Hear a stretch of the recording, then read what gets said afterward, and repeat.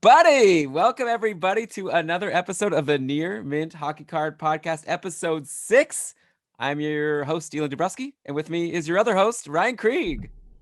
Hey Elon, yeah, I'm excited to dig into grading. We've been having lots of off-air conversations about grading in our Discord channel, and it's one of the most complicated things to fully understand in the world of hockey cards. It's actually relatively new. Um, yeah, so we're gonna really dig into that.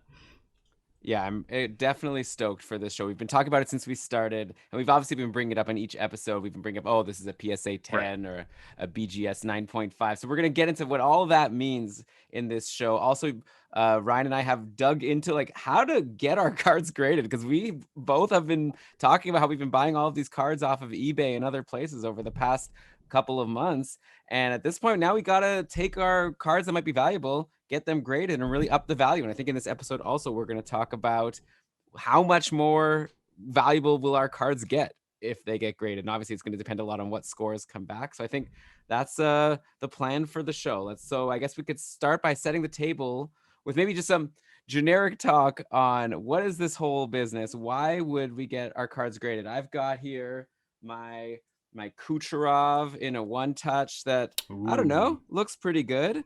So why should I send it off to get graded? I could just look at it and I could tell myself, look, it's a pretty card. There he is right here.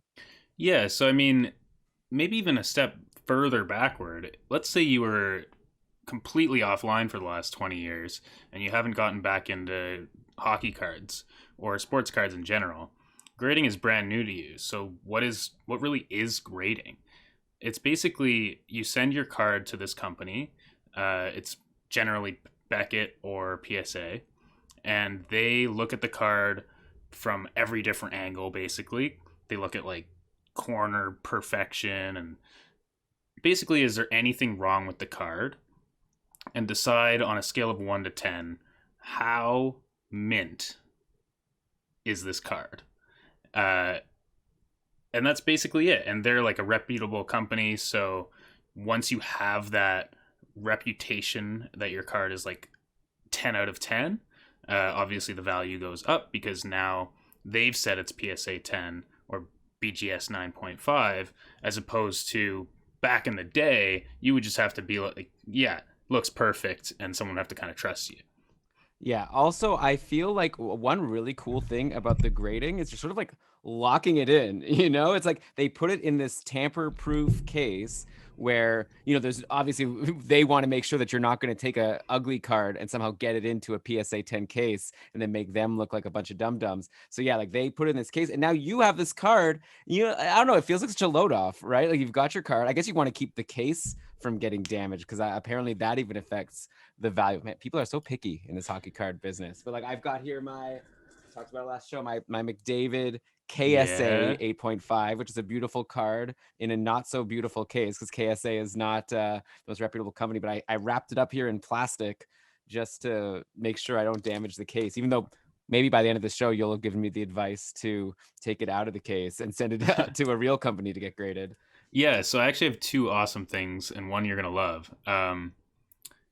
Actually, one awesome, one not thing. So I actually got a graded card in the mail, and the case has like a little chip on it, and it was like such a disappointing thing, right? Like it obviously got damaged in the mail. So tip number one, when you're buying and selling these graded cards, like protect them in the mail.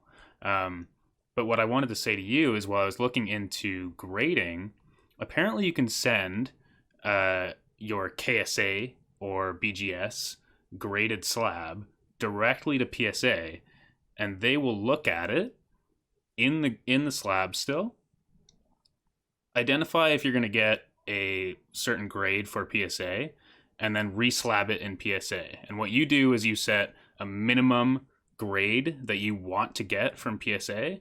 So while it's still in the slab existing, they're kind of looking to see if you're going to get that. And if yes, they'll kind of reslab it to PSA for you. Right. So you're saying like if they look at my 8.5 KSA and they see that to them it's only like a 7 out of 10 on PSA, they'll be like they're not going to take it out and throw it in the 7 and make the value go down. They'll let me live in my fantasy land where I have a nice card and keep it in the KSA 8.5. So it's interesting. Yeah, I see on the PSA site it's called a crossover for cards Yeah, previously yeah. graded by their companies. Well, So and that's actually, handy. it's you that gets to decide. So if you think that a PSA 7 is the minimum you'd accept because a PSA 7 is worth more than a KSA 8.5, for example, you tell them, the minimum grade of PSA I want back is 7. If it's below that, then don't do it. Um, the key thing to know there is they're going to charge you regardless. Right, yeah. And the interesting thing to me is like these are humans, right? And one day I sometime soon we keep saying it, but I want to get a actual grader on the show to ask questions like this. But I feel like if let's say they look at the card and they think like this is pretty perfect. I don't know why KSA was being so tough on it. Wouldn't like a human be like, well, I don't want to be seen as being more lenient than this, unreputable company KSA. So I'm not going to give this a 9 if KSA gave it 8.5. That would be a concern of mine that maybe they would just have it, even like a subconscious bias of like we're Mm. stricter, like we're not going to be more lenient. I think that PSA and BGS are very committed to being consistent rather than just like more strict. The real thing with KSA or Mint or any of the other ones is, sometimes you do get a grade that's deserved, but it's just not as trusted because it's not as consistent. So I think Mhm. with PSA or BGS, that's kind of what you look to see is like they're going to grade it the same as something else that they would have graded the same score. But maybe there's some human psychology in there. This is kind of a bit of an aside, but a cool did you know? Apparently, the people grading cards are in this kind of grading room, and they don't actually know who the owner of the card is. So whoever's like processing your order when you send it in, that sees, Ryan Krieg sent this in, whatever, takes those cards and gives it to the grader, but they don't know that it's mine anymore. So they have like this complete subjective view. So that's really interesting. And the other cool thing is they're actually not allowed to have any like monetary investment in the cards that they're grading. So they can't like grade something at 10 and then buy it immediately or do anything Right. weird like that. Yeah, so I would even hope that yeah, it's cool to know they have like especially these like bigger companies, you're paying them lots of money. We're gonna get into how much you have to pay to get this service. So yeah, you'd hope that they have really good processes in place to make sure that, like you say, it's consistent. Everyone's getting fair grades. To give a sense of like why you would want to get a card graded, I searched on eBay, sold items, Artemi Panarin Young Guns. So I want to buy myself a Panarin Young Guns. It's like a single card, not like one of the fancy foil versions, just the regular one. So I'm looking at some sold ones recently. I'm seeing a version of it, not graded at all, 1999 on October 26th. I wish I got in on that auction. I've been spending closer to 35 for my two Panarin Young Guns. Look at that. But so yeah, we're looking at like maybe 25 to $40 for a raw Panarin Young Guns. Then I'm scrolling down here. Okay, here's a PSA 9. So a 9 out of 10. Do you want to take a guess what that went for?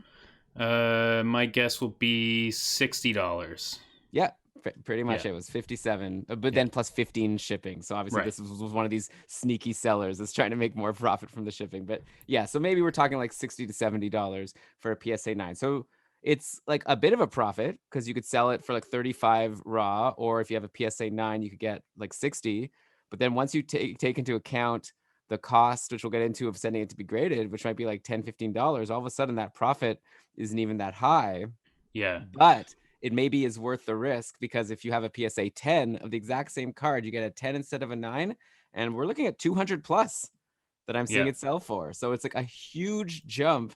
And it just makes me so I'm thinking 266. Someone bought a Right. PSA 10 Panarin Young Guns. So it's like it's wild. What like one little nick on a corner or something is gonna make the difference of like $150 for this one card. Yeah, so I think maybe go back to our episode about eBay and think really hard about when you're buying raw cards that you have to like inspect them so much, and it's definitely a bit of a skill that you have to learn and research and figure out to try and get as close to understanding if the card you're buying even has the potential for a 9 or a 10. And then the other thing that I think is important is you're submitting a few cards at a time. You might even be submitting, let's say, 5 Panarins at a time. And you would only really submit things that you think have the chance at being a 10. And so then if you send in 5 Panarins, 3 come back as a 9 and 2 come back as at a 10, then you're still doing really well overall, even though you kind of break even on those 9s. Yeah, I see what you're saying. So you're saying buy the raw cards, but realize that it's a gamble. And I guess the more you buy, the better chance you have of getting more 10s, which make up for the 9s that you get. Yeah, I got one in the mail that I saw. The one of the corner looks a little funky, and it kind of made me sad. It was like, well, that's maybe $40 that maybe I won't even send it to get graded. I could probably like resell it but then it's like almost like I'd feel bad. Like if I were to just list it raw, like I don't want someone else to think that they're getting, a bad card. But if I like list it and say like one corner looks funky in the description, then it's gonna sell for only like $20 probably. So Right. Well, I think there's a couple things with that is some people aren't really worried about the like grade potential. So people will buy and sell graded cards and kind of collect them. I know collectors that are like fully not interested in graded cards at all, so that they're maybe not worried about that. And the other thing is I think if you have a nice photo of your card and people can really inspect what they're getting, a lot of people will say, look at the photo to see what card you're getting. You can't really expect people to like post all the details of all the little nicks on a card they're selling. That would kind of take forever. yeah, so just like take a good picture and then Yeah. So we'll see maybe through this discussion if I should send that card. But okay, so that's sort of the general idea. So we've talked about PSA, which is one company, and you said the other big company is Beckett, which is often referenced as BGS in the listings. And even between those two companies, you're getting wildly different values. And the interesting thing I've found is, so basically BGS, they have a 9.5 score. Yep. So PSA just has 9 and 10. There's no 9.5. BGS has 9.5, and they even break it down into 4 separate scores that it's like, what are they? So corners, edges, centering, and surface. All right, that's off the top of my head, Ryan. So Yeah, that was good. and each of them gets a score of 9 out of 10. Then I guess they take whatever, if like 3 of them are 9.5 and one of them is 9, then they give the overall score a 9.5. And same if 3 of them are 9.5 and one of them's 10, the score is also 9.5. And then the value is even affected by, the difference between the subgrades. But the general gist I'll just throw out there is like, if you could get a BGS 10, which looks like it's almost impossible to find, which would mean you'd have to have, I guess, like 3 10s and one 9.5, then that's like worth the most. That's higher than a PSA 10. If you could get like all 10s as the 4 subgrades, I haven't even seen that. I don't think. Like I think it's called Yeah, so actually the 4 10s is a BGS 10. It's called pristine. 3 10s and 9.5 is also pristine, but the 4 10s gets you a black background with gold lettering on your card, versus the pristine 10 just gets you the gold background. So if you see that black background BGS 10, that's like the absolute most perfect card you can ever get, and that is the most valuable graded card you can get. I kind of like how BGS has these different colors. So there's the black, there's gold for 9.5 and 9, and they've got silver at a lower tier, and then white. So you really like see the difference versus PSA. They all look the same. And then I like, for me, the subgrades is a pretty big deal. Like you get to really see like how it got graded for each aspect of the card, and understand how they're getting to that solution. And the other very weird thing for me is PSA does half grades all the way to 9, and then they don't have a 9.5. And I don't know why. And I think that's kind of strange, because then there's going to be PSA 10s that are probably more like 9.5s, and there'll also be 9s that are more like 9.5s. So it's just really strange to me that that's the case. But it does mean that PSA 10s are more valuable than BGS 9.5, even though a lot of the industry agrees that those cards are often going to be very similar in like card quality. Yeah, which then makes it such a tough decision of where to send it. Like, assuming, let's say you had a budget to whatever, you didn't have to worry about bulk shipping to save on that. But like, just where do you want to send your card? So it's like my Panarin, a BGS 9.5 Panarin Young Guns. I'm seeing selling as low as like 70 and as high as like maybe around 80 or 90. So a lot less than the PSA 10, but higher than the PSA 9. So it's like, do I send it to PSA, hope to get that 10, which is easier to get than a BGS Yeah. 10, which I'm just going to assume is impossible to get because I find them so rare even to find them on eBay. So yeah, it's like this whole other game where it's like, okay, BGS 10 is the most valuable, then PSA 10, then BGS 9.5, then PSA 9, and then with BGS you have all those subgrades. So yeah, you really have to become an expert almost on looking at the card yourself and trying to figure out what grade you're going to get from both companies. So then you can decide which one to send it to maximize the value of the card you get back. And then Yeah. I guess I will ask you, is there any reason in any circumstance to send it to another company? Like there's these other ones, Mint or KSA, like we brought up, they're so much cheaper to send to, but I guess like just the value, in terms of what you can get for it selling on eBay is just so much less. So I don't want to blanket statement say there's no reason to ever send it to those companies. I think if you're in, let's call it the investment game, I wouldn't. But then again, you're going to get the cards back a lot faster. So I think Mint might be my suggestion. It's a Canada-based company, and they're kind of on the up and up. If you're going to go away from these two for some reason, so you're going to get your cards back a lot quicker, and maybe you can gain some value on those graded cards and be able to quickly flip those cards. The other thing is if you're more of a collector and you're grading cards and slabbing cards, slabbing is like the process of putting them in these nice cases, then I don't see a big reason not to go with one of these other companies because you're going to get your cards quicker. It's probably going to be a bit cheaper. And they do still have like quality looking slabs. It's just not as consistent and it's definitely not as trusted. So it's going to be a lot harder to sell if like selling a lot of cards is your ultimate end game. Yeah, so I guess you have to decide for yourself. It looks just as my KSA of McDavid like looks fine. It's just I know that I'm not going to be able to get that much for it. And so now I Right. have to decide whether to send it off. Okay, so that's sort of more like general. Do you want to get into, because this was the thing that it took me a while. I went to PSA's site to try to figure out how much does it cost to get my cards graded. I just want to know like how to do it. And it's like there's a lot of information just on the site of different options, things to do. So I thought like a valuable thing we could do in this episode is actually get into like how to do this and how much it costs currently as of today is October 26th. And yeah, I could give you my findings for PSA, and then you did similar research for Beckett. So I think it'll be nice to actually talk through and like learn once and for all like how to do this and what the options are and how much it costs. Yeah. So I actually think that PSA is a little bit more complicated. Um, but So yeah, why don't you why don't start why with don't Beckett then? yeah, I'll start off with kind of a brief overview of their pricing. So Beckett actually just introduced somewhat recently the ability to grade cards without the subgrade that Beckett has, and it's about half as expensive. I'm not really going to touch on that because I think a lot of the value in Beckett comes from those subgrades, but it's good to know. But if you're at the, let's call it the base level of grading, because you can pay a lot more to get things in, a lot faster time frame.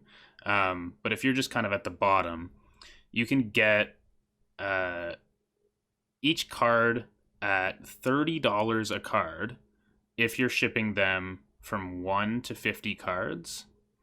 If you're shipping them over 100, that goes down to $20 a card. But it's So it's this pretty substantial. so this is US dollars, right? That is a great question. I'm gonna guess they told me Canadian because I'm on their site in Canada, but I should Okay. double check that quickly. Why don't you tell me kind of what the comparable is for PSA and I'll confirm. Sure. Well, $30 a card is quite a lot. Like, especially if we're talking about a Panarin that I bought for $35. We're like doubling the cost there just to get it graded. PSA then actually is cheaper once you figure out what's going on. So I'll tell you what, again, I'm just like telling you what I saw on their site, but I'm telling you, took me like a half an hour to try to cobble all this information together. But Okay, so here is what I found from the PSA website in terms of their pricing.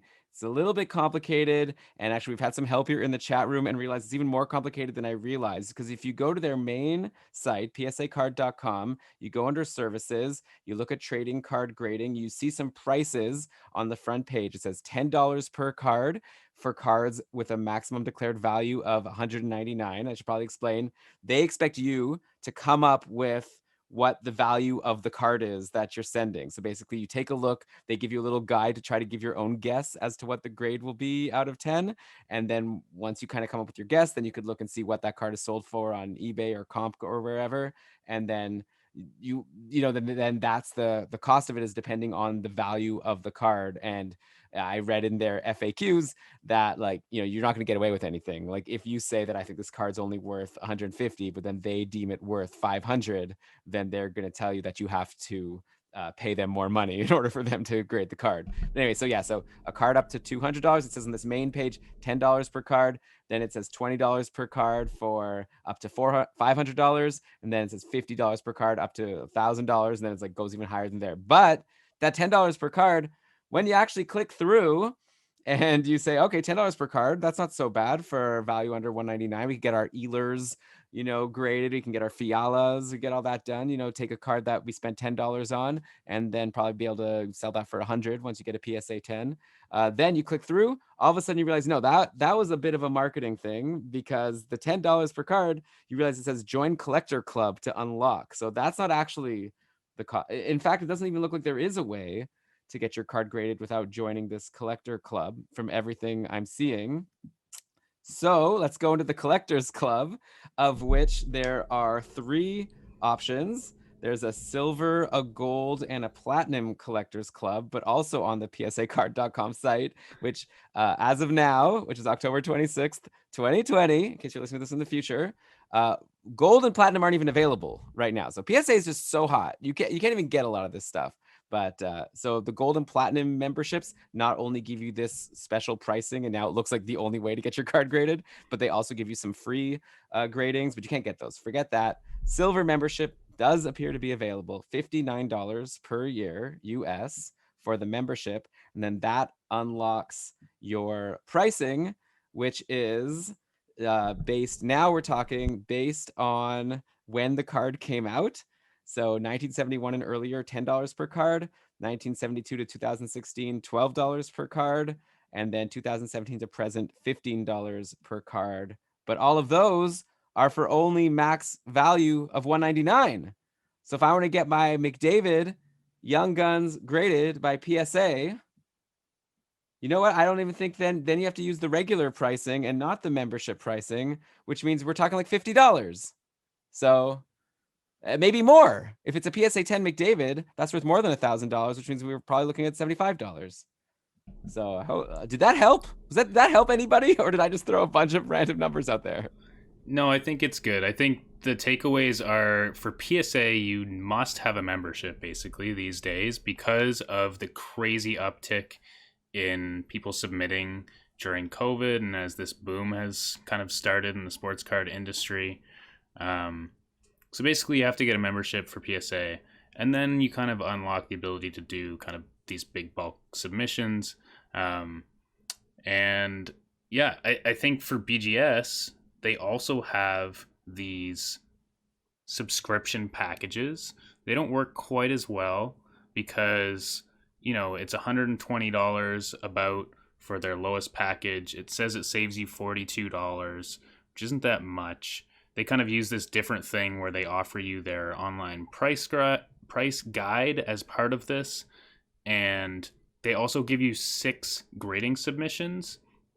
But those grading submissions are their grading submissions that do not include the subgrades. So they're giving you kind of the crappy version of their grading with the subscription package. So I don't really know why in the Beckett world you would want a subscription. I think you'd probably just not do that and stick with bulk submissions so you can get them, just the grading you want with the subgrades. And there doesn't seem right now to be any kind of restrictions on that.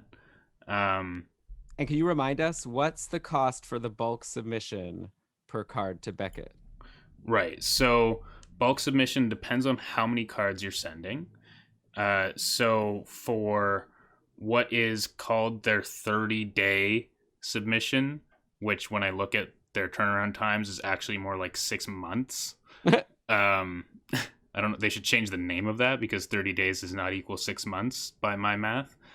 But anyways, um, it's $30 a card if you send them 50 cards or less. It's $25 a card from 51 to 99 cards. And it becomes $20 a card when you get 100 or more cards. So really, bulk submissions are your friend. And do they have this max value restriction, or is that only a PSA thing? I don't think they do. I think it's just you send them the card and they will grade your card, which honestly, that makes sense. What's the difference between grading a McDavid and grading a, I don't know, Oscar Lindblom? So I read some FAQ stuff on PSA. So what I understand is what they're claiming is that they're going to give it like extra care to like depending on how valuable it is. Like they have to do a more Whatever. extra. Yeah. So okay. Do you mean you're going to get a worse score because it's a better card? Like that's crap. Yeah. So I wonder, like, maybe it's also insurance. I don't know. Like, if something gets damaged, they want to, Sure. they're taking on more liability. So it seems like just from this preliminary look, for cards we expect to be valuable, it's cheaper to send it to Beckett. But for cards that, if we have a bunch of cards that we think are going to be worth less than $200, then it seems like it might be cheaper to get the membership and send it to PSA because we're looking at $15 or $12 per card versus like 25. Yeah. So this is going to be a real, like, you and I have a bunch of cards we want to get graded, and at this point I have no idea what we're going to send where. I almost feel like I want to send it to Mint now after all of this. Let's not do that. But did you get a sense of what the turnaround time is for PSA? Because I've kind of heard through the grapevine that it's like 9 months, almost like a year kind of deal, where BGS is claiming it's under 6 months, and you can actually pay more to get it within. I think their shortest turnaround is 30 days, but that's if you are very rich and spend $125 a card. But what did PSA say about that? It just kind of says in different places that like times are longer now, and it's I don't think it's giving you a promise as far as I could find. Maybe I could search around the site some more, but definitely I've been following the hockey cards subreddit, and people are like, "Oh, I finally got back my PSA submission that I submitted like 9 months ago or whatever." So like, yeah, it does seem like you're taking a really long time. So if you're trying to, I've got my Jack Campbell that I want to be ready to flip as soon as Frederick Anderson gets injured and Campbell gets a couple shutouts in a row. That even like if I did think that was a smart strategy, like it might not be worth it because by the time he gets hot, I might not have the card back. I might miss my window. Yeah, so the takeaway here basically is if there's any card that you're hoping to flip within, let's call it the next year, which seems crazy, you should either be buying it slabbed already, graded already, or if you have the raw version, just reselling it raw. Because there's no guarantee that you're going to get your card back until like the next Stanley Cup champion is crowned, which is insane. And it might be a 9. And it might be a 9. It might not even be a good grade. Yeah. So this has been a depressing episode of the Near Mint Hockey Card Podcast, where if you want to get your cards graded, it's going to be expensive and it's going to take forever, and you'll likely be disappointed. But if you get back your 10 out of 10, it could be worth a lot of money. So lots to consider. Wow. I'm going to let that digest. I guess we'll like tweet out and we'll share with people if they're curious, like what we end up deciding to do. And like definitely it'll be really fun to like post on Instagram when we do actually send out a shipment to either PSA or Beckett or both to share what we decide, and then people could follow our lead. But yeah, Ryan and I are going to put our heads together and figure out, because we have some cards. You want to talk through some of the cards to end the show that we were planning on sending out? Well, I have 2 other things that I think are important to mention when it comes to graded cards, and that is autographs, first of all. You can also do autograph services. I actually have one here for, this is my Tyson Berry Future Watch Auto. And basically what they'll do, in this case, they'll look at the autograph and they will evaluate how well that player autographed this card. because they're autographing, in this case, 999 of them in a row. So some of them are going to be pretty slop show. So this one got a 10. So Tyson Berry really paid attention on this one and really crushed his autograph. So you can do autograph scoring or grading, and then you can also do authentication. And so I have one here for Yari Curry. And this one is a card where, you know, the individual that originally had this card got this hand signed by Yari Curry. And so in this case, because it wasn't made by Upper Deck, you have to authenticate that it's a real one. So you can send it in, they'll evaluate it, authenticate that this is the real Yari Curry that signed this thing, and they'll send you back the slabbed thing that just basically says authentic autograph. So yeah, I just wanted to quickly touch on, like, this is kind of another service that you can get, and then you get like the grade right next to that autograph grade. So if you get like 10 card quality and 10 autograph, that's awesome. And the last thing is, Can I comment quickly on the autographs? Yeah, of course. So I'm not going to do this. This is like not an ethical thing to do. But if I like just when I retire, I'm very tempted to spend, like, I just feel like how are they really, how good can they be at authenticating these autographs? Like, I don't know. I'm just generally skeptical about autograph authentication. And I feel like I would want, just as a fun hobby for me and my friends, to autograph cards, you know, like look at the autograph, try our best to forge it, send it off, and see if we can get them to give us an authentic autograph score, just to see if I could, not to resell it, that would be unethical, but I feel like that would be a lot of fun, Just to for try to fun? beat the experts. Well, I feel like PSA is catching people that have like taken an X-Acto and like just trimmed the slightest edge, and Yeah, but like that's easier, I think. I think that they're very good at this, Yeah. and you might be able to get away with it for like a guy that hasn't signed many autographs and like isn't someone anyone cares about. But I truly believe that like it is an extremely hard thing to do, and if it wasn't, there would be a big problem in the industry, and we'd hear about it like every day. For sure. Um, Because, you know, a player's autograph, like we could do a whole show about autographs probably. yeah, I've read a bit about it, actually a lot in the past. Like you could see the same player just over his career, his autograph can change. right. Also, like on a day, you know, you could be like hungry, you could be like sort of sleepy, like you could be drunk. Like, you know, the autograph might not be the same every single time Right. someone signs it. So Yeah, it's and interesting, like but that's a whole other discussion probably. it is, and I do think that like to a certain extent, autographs being graded is a bit silly. But sometimes I've seen autographs and like, you know, the pen like died for a second, so that looks kind of crappy, or like the player decided to like write over top of his name, and like it very visually, you look at that card and you're like, well, that autograph just isn't as good. Yeah, that's true. So yeah, they can give you a score of just how pretty the Right. autograph is beyond just authenticating it. Yeah. All right. So is there Um, anything else you wanted to bring up about the services they offer? the last thing is the population reports, because I think that's really important.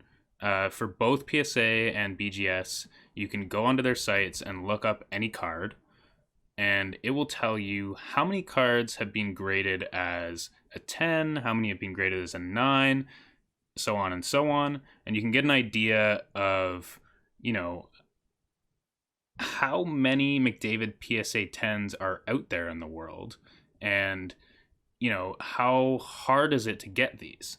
So, you know, there's obviously a lot of McDavid graded cards out there, but there's also high demand for him.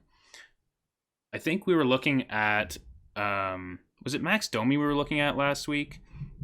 Where he didn't actually have a lot of graded cards. And so you can kind of look at some of the kind of middling players and say, you know, there's only, say, 50 PSA 10s of this player out there in the world.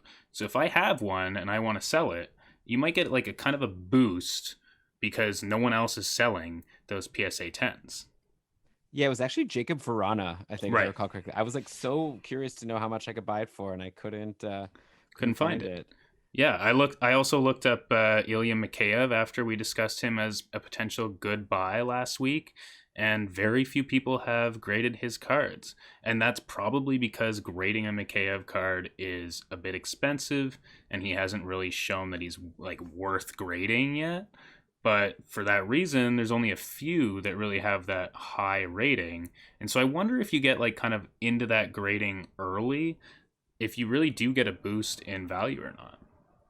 Yeah, I guess, especially if people all of a sudden want it. Like if he does something really huge and he gets hot, like Demko in the playoffs last year. Imagine if there weren't any graded Demkos and you had the only one. Well, Yeah, especially in today's world, like let's imagine you decide you're gonna get who's a player that like is a nobody right now but could maybe be a player. sorry, can you say it one more time? Actually, I have a good one here. I think. Yeah, okay. So I've got a Barrett Hayton Young Guns here. You know, he's done nothing so far. I imagine, without looking, that his population reports are very low. Let's say that I submit him to PSA today, and in 9 months, I'm going to get my PSA 10 Barrett Hayton back. Well, I might be one of the first people to actually have that card because everyone's waiting in this massive long line. So, and if they start submitting once he becomes a superstar in this hypothetical world, 4 or 5 months from now, they're going to have to wait that extra 5 months. And so there's going to be so few of these PSA 10s on the market. Yeah, so I don't know. I mean, like, I haven't seen, like, I have, we haven't been doing this podcast while there's an actual hockey season going on, and these values are really fluctuating.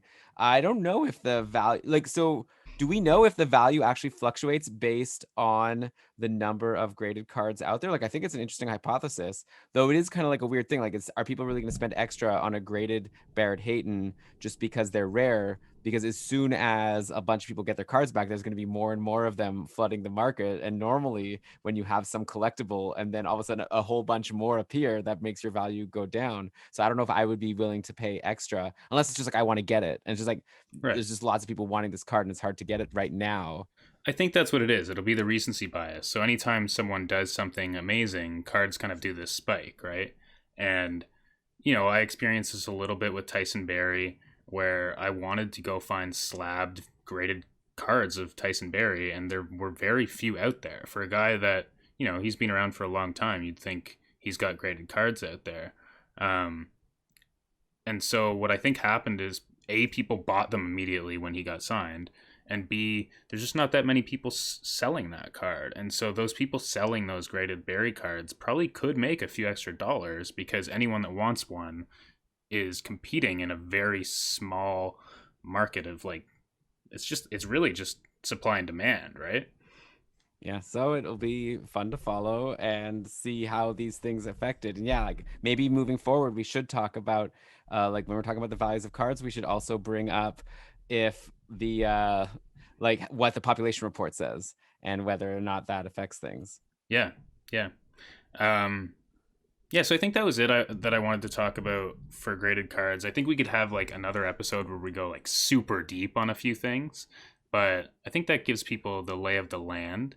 So why don't I tell you, you kind of mentioned it earlier, but the first one that I'm kind of on the fence about grading because, you know, I think he's a great player. The card looks great. In all these cases, the cards I think could be tens, but I'm not really sure whether it would make sense. So the first one I have on my list here is Victor Arvidsson.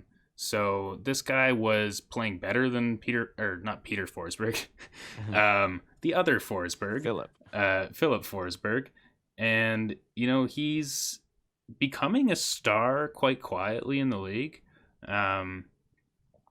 But yeah, I just don't know whether I should be submitting something like this. The thing is, his cards are dirt cheap, right? Like we're Right. looking at like raw Victor Arvidsson's. It's like you could sometimes get it for 99 cents. Like you're just the only bid and you get it. So as far as the raw card, it's worth nothing. So you're spending like 15 to 20 times the cost of the card to get it graded. And then I'm seeing that a PSA 10 of a Arvidsson Young Gun sold a couple weeks ago for $35 on a buy it now. Right. So if you're doing this, it's for sure you want to get that 10. Yep. And then you're hoping that he just came off a down year. So it would be interesting to see, he had a 40 goal season, I believe a couple years ago when he Yep. really broke out. So if he does that again, you'd think then, yeah, he pops. And if Nashville is looking like a team that's going to go far again, if they could somehow bounce back from kind of a disappointing season, So I think I don't know. I don't really think that I would do it unless you're just like a real Arvidsson truther and you think that like there's a really good chance that he's getting back to those 40 goals, which I think is a decent chance. Hey, I just traded for him in a dynasty league. There you go. Actually, I like his contract and I think I got him a good value. Me and Mathieu, who's here in the chat, it's our joint team, and I'm very happy with this Arvidsson.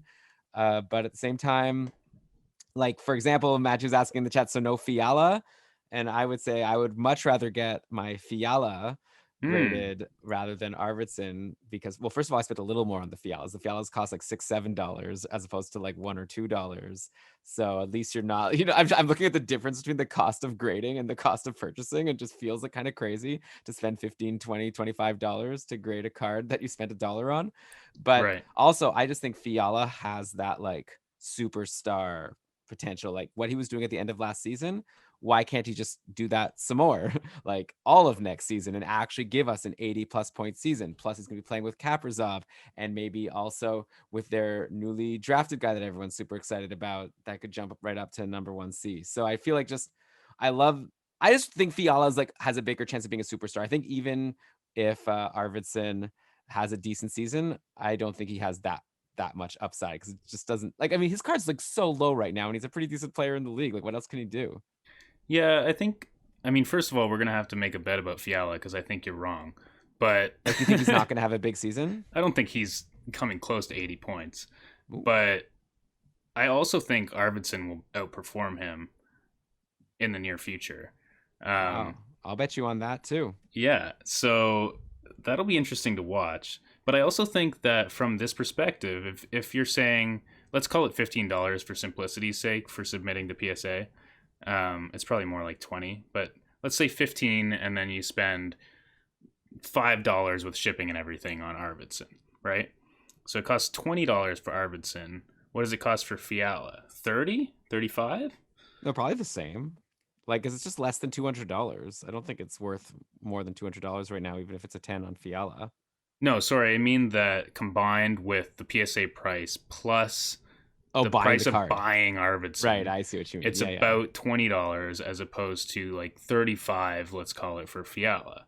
So it's $15 more for Fiala, and then you're looking at, okay, well, what are they going to do to make their value go up? And then so I wonder if you'd have more of an opportunity to make money from that Arvidsson. Mm, I mean, I get what you're saying if you're saying there's equal chance. Like, this just comes down to like hockey. Like, this Yeah. has nothing to do with hockey card knowledge. This is just me feeling like Fiala was on the verge. Like, I feel like just the season was going so well for him after doing nothing for his whole career for the most part. Second half of the season, he was really breaking out as a star. It seemed like he was getting points every single game. And I feel like there's like a lot of buzz around. People are getting excited about him. And then the season gets cut off. The Minnesota doesn't do anything in the playoffs. They don't even make it past the play-in round. So we didn't really get a chance. And now I feel like a full season. Again, it's just my hunch based on what I saw. It just felt like Fiala's a star. And I feel like Arvidsson's like a good, solid, complementary player, but he's not like the star of his team. So I Yeah, think it's a big difference. that's fair enough. And Fiala's got no support, so he's going to get every chance to be the star on his team. Yeah, by the way, Um, I didn't mention his name because I blanked really quickly. Marco Rossi is the center I was talking about. oh, They just yes, I drafted that. love Marco Rossi. So who knows? Maybe Um, we're looking at a Kaprizov, Fiala, Rossi top line next year. Mwah, beauty. that's a rough top line. Yeah, it's amazing. Okay, let's do another one. What do you think about Ilya Samsonov? Okay. Yeah. I mean, that's very interesting, right? Because like what is his young guns even going for right now, raw? I'm gonna guess $25. Yeah, people are high on him. I feel like any of these like new players in the league that have some upside are like people are spending like a lot on. Like a lot of them, I think, even Right. overspending. Like even Caden Primo, I guess just because he's on the Habs, he goes for so much. So Samsonov, yeah, I'm seeing 20, $25, yeah, to buy his young guns. And I'm seeing a PSA 10 of his sold on a buy it now for $78 Okay, recently. 78.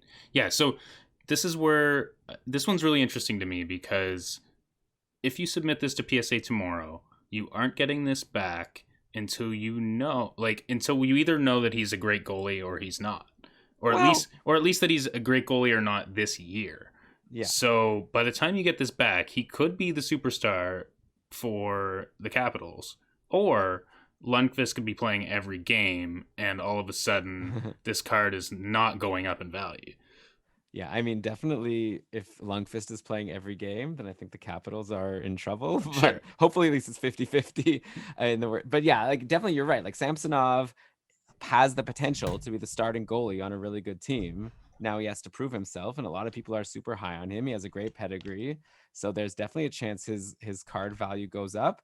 But there's also, I don't know, definitely a reasonable chance that maybe he's a little overpriced right now because Washington may not be going up. Like I think that Ovechkin and Backstrom and Oshie and some of these guys are, Ovechkin, I'd love for him to just be amazing forever. It's been the best part of the 20 years of my life, just watching Ovechkin all the time. But like, I don't know. I'd be a little, I'm not so excited about the Caps, to be honest, in their long-term prospects. So Ilya Samsonov would really have, but he doesn't have to be on an amazing team. Like he could make the team amazing by being so good, and we just don't know. So that's a tricky one. I feel like he's someone I would almost, I would want to flip it quickly when he gets Yeah. hot, because I already feel like he's already hot, right? So now if he could like take his current heat and then actually like, be a starter now that Holtby's gone and make a name for himself. I wonder if you just flip it right now, unless you like think we're looking at like a future Hall of Fame, he's gonna have this outstanding career. But it's hard. Like even like a Robin Leonard who's really doing amazing right now, it's not worth like so much. So unless you think he's gonna be like a Lundqvist or a Patrick Waugh or a Carey Price, I don't know. Yeah, it's tough. I mean, in the heat of the playoffs, when Philadelphia was in it, people were selling Carter Hart PSA 10s for over $400. Right. So if that happened to Samsonov, or you could even make the same case for Shesterkin over on New York, Who I then would definitely like right. a lot better. So, then it's $20 to buy the card, it's $20 to submit it to PSA, and now your kind of investment is say $40, probably more like 50 with shipping and all other crap put in there. But Yeah. if that's your investment, even if you sold it at the price today, you're making, what was it, $27? For the Raw. No, for the if you get a PSA 10 back. No, for Samsonov? Yeah. No, we're talking a lot, like $80. Like maybe even $80 more. total, but you paid 50. Oh, I see what you're saying. Okay, Yeah. yeah. So you could still make a profit if you flip it, but you're not getting it back right now. But Right. I think I agree with you. Like I was obviously giving like the potential downside, but I think that for most of these cards, if you're gonna get a PSA 10, it's gonna be worth it. But Yeah. you have to also keep into account the like what probability is there that you're getting a PSA 10 Yeah. score. Yeah, So so when I'm looking at at least on Beckett, because I'm able to go look at the population reports easily, um, it seems that there's a lot more 9.5s than there are 9s, and the PSA equivalent would be 10s to 9s. Um, so I'm not sure if that's because people are not submitting cards that they don't think will get the highest score, or if in these modern cards that are relatively recent, you are more likely to get a PSA 10 or a BGS 9.5 than you are to not get one if it's kind of a new card. okay. So yeah, I think my answer would be it's worth it for Samsonov if you get a 10. Right. So then you just have to Um, kind of do the math in your head of what probability you think your card has of getting that. Like look at it pretty carefully. okay, do you want to do one more? By the way, in the chat here, Lap is saying how there's like a big range between the how much of a bump you get by getting a PSA 10 versus the raw cards. Adam Fox PSA 10 is 10 times the value of the raw card, and I have an Adam Fox actually, so There you maybe it go. sounds like I should send that, but I gotta look at it and see if it's even. If it's It looks like a worthwhile. 10. Yeah, I've got an Adam Fox as well, so maybe we should be doing that. But who knows in 8 months? I got a couple Um, Darlenes here. I want to send those. I definitely agree yeah, with I'm what you said sending some last week about Darlene's. Darlene is going to be. Here it is. Ready? Hope I'm not I'm like ready. damaging cards by just looking through them. No, There it is. Can you that's tell? nice. What score is this? I can't tell on this chat, but I don't We see should offer. anything major right now. We should offer a service where people come join our Zoom calls, and then we grade their cards, and then they attach like a little like USB key with us saying it's a 10, and then Hmm. that's the that could be like a service we offer. That'll be credible coming from the Near Mint Hockey Card podcast. Yeah. It's an NM10. Maybe we'll only grade things that we think are 7.5. By the way, did you see there was a guy in the Keeping Carlson Discord hockey cards chat room channel, how he has a Gretzky rookie card that looks Yeah. really nice, except like the corners were like pretty sweet. But then there was like a on the surface there was like a dent, like almost like it was stapled through or something. Like I don't know, like Or something like bad someone hit it happened. with a key or something. Yeah. Yeah. So it's like, how much do you think that affects? Do you have a sense of like how much that affects the grade? Like, because I know like crappy corners can really take it down, but then Yeah. what about like just a big, yeah, slice in the middle of the card? I think it would be really interesting to do a whole episode about vintage cards and then kind of a section on grading them, because when we talk about these modern cards, the corners are, if we're talking about corners specifically, the corners are almost always a 9, 9.5 or 10. You're very rarely seeing things that are dinged up. But when we're talking about the Gretzky that you just called looks awesome, like it's more like a 6 on the corners. Like they're Right. still Yeah. beat up a little bit. It's just like getting a 9 or 10 Gretzky is literally impossible. So you're kind of like the best Gretzky's are like 6 or 7s that you see on eBay. But that's a strange one. I haven't ever seen like a literal. It looks like almost like a cut, and it's not that big, but it's still like a fairly major surface issue. So I don't know exactly how low that will get him. But I still think for things like Gretzky's, grading them are going to increase your value just generally. Yeah. I mean, rather than raw, though, I don't know. I guess at some point the score is like a PSA 1 or 2, and then at least if it's raw, you wonder if like maybe it could have been higher. Right, right. Yes. There Okay, was one more thing. Sorry, I want to do one more card to see what you think, and maybe Okay. we can look up the values a little bit. But this one is one that is on my Edmonton Oilers, so I'm a little biased, which is why I want to ask you. Just send And it. and that is Kyler Yamamoto.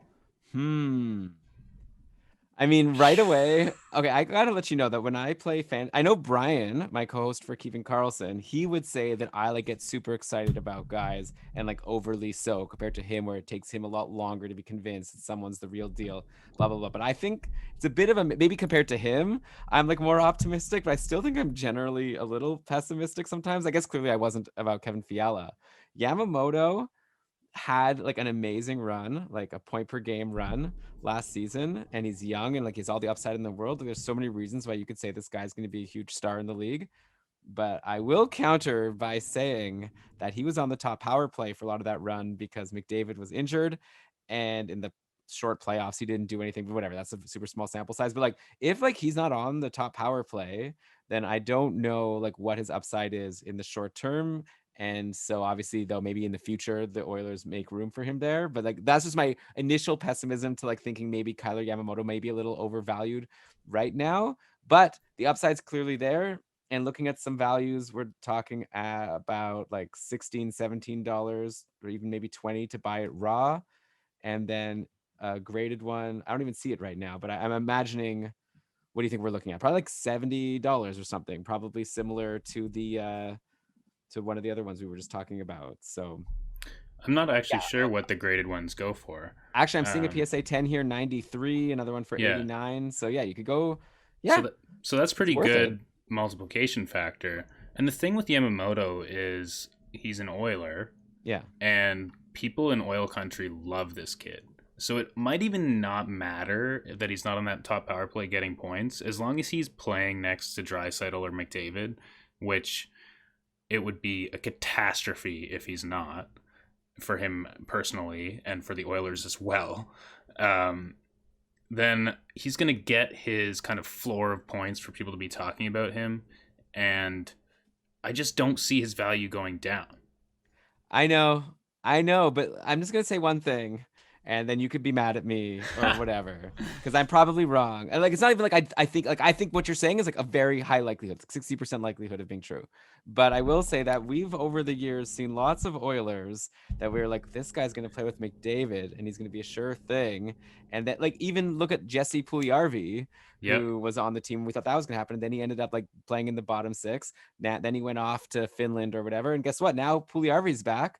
What if he's good and he bumps Yamamoto to the bottom six and Puljujarvi's the guy in that spot? Like, so I just feel like with a team like the Oilers, they just seem to switch it around so much who gets in that top six. Like Yamamoto wasn't there at the start of this past season, but I know like he's young. So anyways, you're Yeah. probably right. Like I think that, and you're right, definitely. The one thing that's for sure 100% correct is that if he is playing in the top six, then he's going to have a great chance to get points. And since the Oilers are such a popular team, people are going to love him and everyone's going to be so happy and his card value is going to go up. So all Yamamoto has to do is hold this spot. But I just think that it's not, maybe not as sure a thing as you're saying it is, but it's definitely a decent chance. I mean, that's fair enough. He's not the star on the team. I think the point there about him being bumped out of the top six is like Puljujarvi and someone else has to pass him because they just do not have right wingers. Kyle Turris, I think, has played right wing before, and like they could always like trade for someone or sign someone. Like, yeah, but again, I'm just like trying to give you reasons not to, just to be a jerk. Like, I think I agree with you. Like, get that card graded, and then the tough decision will be if you get a PSA 10, do you sell it right now and take your profits, or do you hold on and hope for bigger and better things? I think we're gonna learn a lot about. Like, he's like a guy kind of like Fiala also, in that he sort of had a huge run at the end of last season. Now we get to see, can he do a full season of what he did at the end of last season? And that'll tell us a lot about what to expect about this guy moving forward. Yeah, that's probably a fair comparison as guys that broke out. Except that Fiala played a lot of years in the league, kind of doing nothing, Right. where Yamamoto is really at the beginning of his career. Yeah, though on the other side, you could say that Yamamoto was playing with superstars and is maybe very line dependent, while Fiala was doing it playing with, not as talented players. I mean, that's okay. The Oilers are going to have those superstars. Fair. Okay. All right. Well, we could discuss this forever. And I don't even know why. I feel like just when you're so excited, I have to bring the other side just to make it even. But well, okay, no, that's what I wanted. I came here with my Oilers player that I'm biased on, and you gotta check yourself sometimes from just buying the guys that you like to watch or you're hyped about. There's kind of like a little bit of the fact that like if you're hyped about it, other people might be as well. Of course. And in the card world, that matters more than in the like pure hockey world, let's call it, because the hype around the player actually kind of makes more of a difference than whether they score goals. It's kind of counterintuitive, but no, it's all about hype, right? Yeah. It's like, and and you're an Oilers fan, and there's lots of Oilers fans out there. There are. The thing is, how hyped will you be if he goes on like a 10-game pointless streak? But we'll deal with that when the time comes, which will never happen, I'm sure. And the Oilers are going to win the cup next year. Oh, and Mike Smith is going to win the Vezina. Don't tease me, but that's no, definitely. If Koskinen has a chance, Mike Smith, I don't think so. All right, let me throw one at you to end the show. Then, like, I obviously have some ones that I could just like brag and be like, oh, should I get my Dylan Larkin, whatever? Okay, like here, what about this guy? Because I was complaining before that I don't get why he's not worth more. Dougie Hamilton, Young Guns. He was like crushing it last year, having like the most amazing season before he got injured on the Canes. And I think I got this card for like $5 or $6. I don't even know what the value is now. I think that there's like a little black spot here, but I can't tell if that's like on the plastic case or if it's like on, hopefully it's not on the card. That would be very disappointing. I don't think it is. I think it's just like a little hair or something inside the case here. So yeah, Young Guns, Dougie Hamilton, 13-14 upper deck. Am I getting this guy graded, or do I have to wait for him to prove that it's worth it to me? So you said you spent $20? No, like $5. Like, $5. It was really cheap. Okay. And I was shocked. I was like, how could I not buy this guy could be like, I think there's a reasonable expectation that he could challenge for the Norris next year if everything breaks right. So I don't see like the same hype on Dougie Hamilton, but that's not to say that he's not good. It's not to say that he won't be good. I just don't really see him as a guy that like is going to be in the news, let's say. I mean, I definitely feel like I wish we were doing this last year, right? Because like there was a stretch, like when the season started, he was the hottest defenseman in the league. Like people were talking about him over Makar and Hughes, right? He had this insane start to the year. But were Oh, but were those people the people that like you talked to in fantasy hockey, or was like Sportsnet putting him on a highlight reel? so you're saying that I have to buy cable in order to be good at valuing my hockey cards? I guess I have to Well, you because can go on yeah, YouTube, like, but yeah, like, yeah, no, I know. I just like I don't remember seeing any Dougie Hamilton like highlights or like appreciation reels Hmm. where like everybody and their daughters were like, "Here's Kale McCarr, he's insane." Um, Now that said, I still don't think this is a bad investment as far as getting it graded, because I'm looking at PSA 9s and those are about $40. PSA 10s are about 80. Now, they're also you can't really find them. So maybe that's another good thing. If you have a PSA 10, maybe you can sell it for a little higher than you might be able to do so for a guy that's got 100 on eBay. But yeah, from like a pure flipping perspective, if you get that graded and it comes back PSA 10, you'll probably make like, let's call it $40. Yeah. Though of course we were waiting like years Yeah, and next year. there's yeah, it makes all the sense. Yeah. Yeah, it's interesting. Like I guess there's different kinds of players, right? Like I feel like Hamilton is a guy who I'm hoping that the hype will increase, and you've got a Yamamoto who you're probably hoping the hype will maintain. That would even be like pretty sweet if he could maintain the hype he has, but just like earn it more. And so yeah, Yeah. like different parts of people's careers. So okay, we could obviously go on like this forever, but we should probably end the show. And I know we have a pretty sweet after show coming, Yeah, which I'd yeah. love to get to. So for those of you watching live, Ryan is about to open a box of what is this? Trilogy. Which do you want to give a quick? Okay, just for the actual show, what is this trilogy? It's Upper Deck Trilogy. It's not. There's no Young Guns in there, so you're gonna have to try to convince me why I care what's inside. Right. So basically what I want to do is, for anyone live, for you, for me, is learn about the non-Young Guns cards out there, learn about the non-Young Guns rookie cards, learn about the boxes that you can open. I think it's going to be really valuable to understand. I have this feeling that rookie cards that aren't Young Guns could be really good investments because people aren't paying as much attention to them. And because they are collectible items and potentially collectors will kind of pay more for something. But I don't know enough about it. So I kind of want to open some of these boxes. So we'll do that on the show every now and again, just open something cool.